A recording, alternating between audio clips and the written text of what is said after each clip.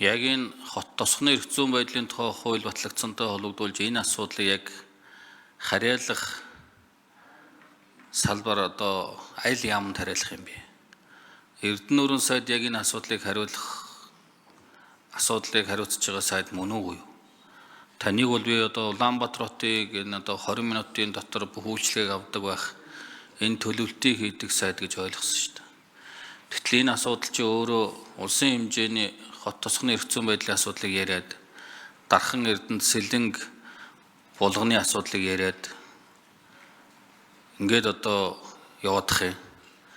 Тэг засгийн газар хариуцна гэхээр яг засгийн газраас аль яам нь яг энэ асуудлыг хариуцж явах юм бэ? Барилга байгуулалтын яам хариуцах юм уу? Тэг өнгөрсөн хугацаанд хууль батлагдсанаас хойш та бүхэн одоо үндсэндээ жил болох гэж байна. Сайд нар болоод яг энэ хуулийг хэрэгжүүлэх хүрээнд юу хийсэн? Ямар арга хэмжээ авсан?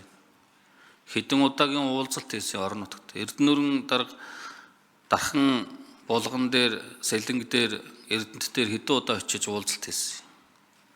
Тэг хинэн зөвшөөрөхгүй. Яагаад ойлголцохгүй? Би юу гэх гээд нэхэр бэлтгэл ажил хангадаг учраас 1 жил хойшлуулж өгөөч гэх гээд гэж байгаа нь өөрөө шалтгаан байна. Засгийн газар зүгээр энэ хуулийнхаа үндсэл шаардлагыг үннээр нь бичиж ядаж ажил хийгээгүй маа гэдгээ. Сонгуулийн дараа бүгд сайхан сайд нар болоо явсан.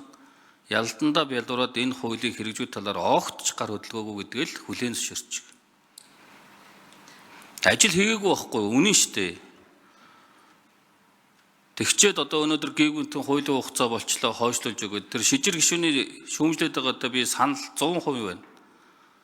Өнөөдөр сэрсэн юм шиг гэгүнт хуулийн хугацаа тулчаар хойшлуулад өгөөд ийм жишг тогтоож болохгүй шүү дээ. Тэгвэл энэ засаглал юу хийх ёстой юм? Их хурл тэгвэл хууль батлаад яах юм? Батлсан хуулийн засаглал нь хэрэгжүүлэхгүй юм бол хугацаа тавьж яах юм тэгвэл? Их хурлын батлсан хуулийг буруу зөвийн шийддэг газар засгийн газар биш шүү дээ. Үг дугуй хэрэгжүүлэх ёстой шүү дээ. Үндсэн хуулийн зөрчил байгаа бол тэр үндсэн хуулийн цэцтэй л хандах ёстой шүү дээ. Өөр зөрчил байхгүй бол тэгээд ажлыг хийх л ёстой шүү дээ. Тэгчээ өнөөдөр одоо ингээд явж яг энэ хууль чинь булган эрдэнэт дархан сэлэнгээс л болж байгаа шүү дээ. Газар нутгийн байдлаас болоод. Гэтэл энэний цаана 90 оноос хойш 30 гаруй жил хот болж бидаач хөгжих хүсэж байгаа налаах багнуур гэдэг дүүргүүд байж байгаа шүү дээ. Ямар ч газар маргаангүй асуудалгүй энэ хуулийг хэрэгжүүлээд явах болцоотой орон нутгууд байж байгаа шүү дээ. Хот болоод явъя гэсэн аймгийн төвүүд байж байгаа шүү дээ. Ядаж та бүхэн ярьдаг үстэй. Энд орон нутгийн томилгоонууд нь ядаж өөртөө босоо болоо өөртөө одоо орон нутгийнхаа томилгоо хийдэг болыг л бүгд ярьдаг үстэй. Хэрэв хот болж чадвал бид нар энэ томилгоонуудаа орон нутгад хийх хэрэгтэй. Өмчөө өөртөө захиран зарцуулах хэрэгтэй. Төсөв санхугаа өөртөө хариуцаад явах болцоо боломжууд үе таалгууд нэгдэх ёстой шүү дээ. Хот болоод хөгжиж давуу тал нь. Энийг чинь харчаад энэ налаах багнуур дүүргүүд бушуух энэ хуулийг хэрэгжүүлээсээ гэд хүсэн хүлээж байгаа 50 мянган сонгогч 80 мянган иргэд хүлээж байгаа байхгүй юу?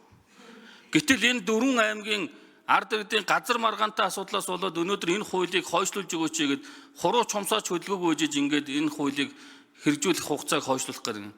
Тэгээ 1 жил бэлтгэл ажлыг хангаж чадаагүй байж ахаад 1 жилийн дараа хойшлуулад орж ирж чадах юм уу? Бэлтгэл ажил хангаж чадах юм уу? Энэ дээр хариулт өгөөч.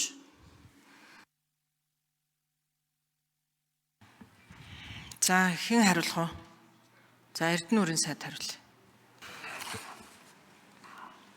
За энэ ажлын хэрэгжилтийг бол яг энэ хил хязгаарыг тогтоох, эдэлбэр газрын тогтоох хотуудын энэ ажлыг бол засгийн газрын хэрэглэхээр хариуцж явж байгаа.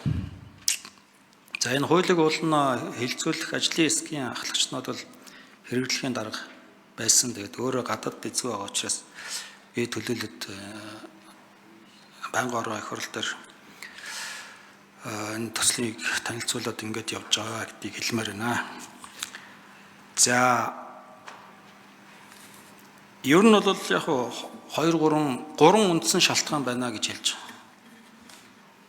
Нэгдүгээрт бол цаг хугацааны хувьд 2 сонгуул тулцсан 2 сонгуул их хурл орон нутгийн сонгуульд амжичлаа. Нөгөө эдэлбар газартай холбоотой маргаан хүсэлт бүх юм чинь орон нутагт иргэдийн хурал өөрсдөө шийдэж явж байгаа. За хоёрт нь бол би бас сая байнгын орны хурал дээр хилээд гишүүдээс бас нэлээд шүүмжлэл авсан байгаа. Нэлээд олон гишүүд бол хэвлэл мэдээллийн хэрэгслэрч хэлж байгаа. Энэ хууль бол үндсэн хууль зөрчсөн нийцэхгүй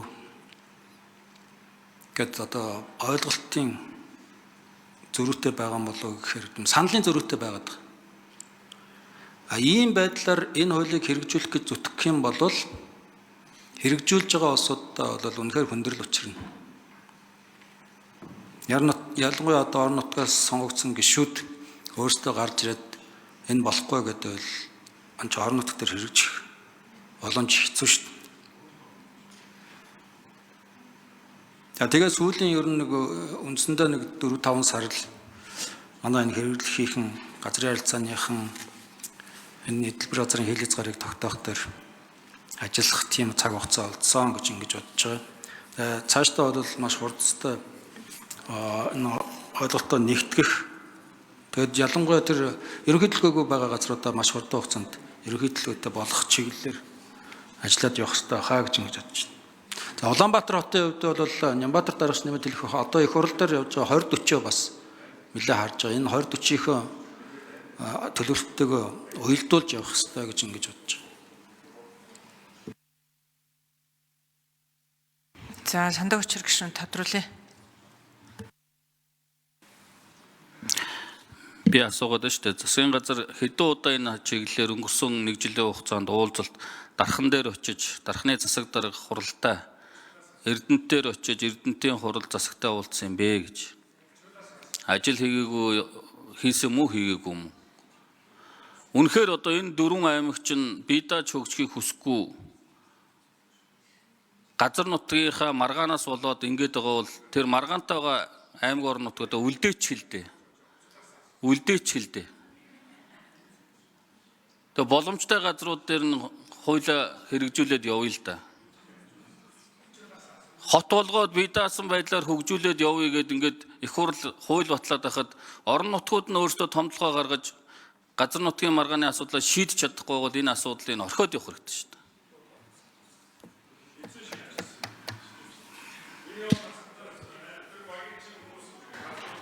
За хэрэглэхийн засгийн газрын хэрэглэх газрын хууль эрх зүйн газрын дарга саруул дарга хариулах уу?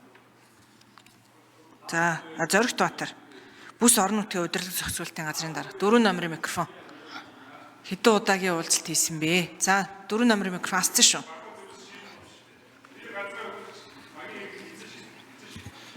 За сандаа учир гишүүний асуултанд хариулъя. За хотсны эрх зүйн байдлын тухай хуулийн хэрэгжүүлэлттэй холбоотой ажлын хэсгийн зүгээс бид хүмүүс аймгийн удирдлагуудтай мэдээж албан бичиг хөргүүлж бас уулзаж холбож ярилцсан байгаа. За бас орон нутгуудад бас очиж ажиллаж байсан. За ингээд ер нь энэ эдэлбэр газар тогтооход заавал одоо аймаг орон нутгийн иргэдийн төлөөлөгчдийн хурлын одоо санал зайлшгүй шаардлагатай. Тэгэхээр энэхүү саналыг одоо авах асуудлаар засгийн газар өөрөө иргэдийн хурлын бүрэн эрхэд нөлөөлж одоо үүрэг чиглэл өгч хугацаа зааж ингэж одоо авах бас болцоогүй байгаа. Тийм учраас аймгийн иргэдийн хурлууд маань саяын одоо нэр дурдсан за зөвхөн одоо Эрдэнэт дархан биш өөр бас хэд хэдэн аймагуд дээр ийм одоо газартай холбоотой маргаантай асуудал байгаа. Эдгээр бас тогтоохтой холбоотой. Жишээлбэл одоо Төв аймаг дээр байна. Ер нь одоо манай энэ аймагуудын төвийн сумдын газар нутгийн хил зааг маш бага одоо хэмжээтэй тогтоогдсон. Тийм учраас энэ одоо төвийн суман дээр ойролцоогоор одоо 100 орчим мянган хүн амтай ийм одоо хот суурин үүсч байгуулж явж байгаа учраас эдгээрийн одоо суурьчдын бусад одоо хил залгаа сумдууд руу тэлэх ийм одоо нөхцөл байдал үүссэн. Тэгээд 72 дугаар тогтоолоор бол зарим нэг аймагуд дээр 3 сумыг дамнуулж эдгээр газар тогтоох хүртэл ийм шийдвэр гарсан байгаа. Мөн одоо 72 дугаар тогтоолд заагаагүй хэрнээ эдэлбэр газар нь буюу одоо газар ашиглалт нь өөр аймгийн сум руу хүртэл ороод явцсан тийм одоо газар ашиглалттай төлөвлөлттэй ийм аймагуд байна. Жишээлбэл одоо Дархан уул аймгийн төв одоо Сэлэн аймгийн. За их манлай дарга яг хэдэн удаагийн уулзалт хэдэн аймагтай хийсэн бэ гэж асуугаад ах шиг санд өгч ирэх шүү. За бид нар бол ер нь нэг одоогоор 17 аймагаас санд ирсэн. За 17 аймагтай бол холбогдож бүрэн одоо 21 аймагтай ажиллаж исэн. Тэгээд 17 аймагаас бол санд ирсэн байгаа. Газар дээр нь очичвол 10 гаруй аймагуудтай ажилласан. Очиж ажиллаж бас энэ ажлаа танилцуулж ингэж хэлсэн байна.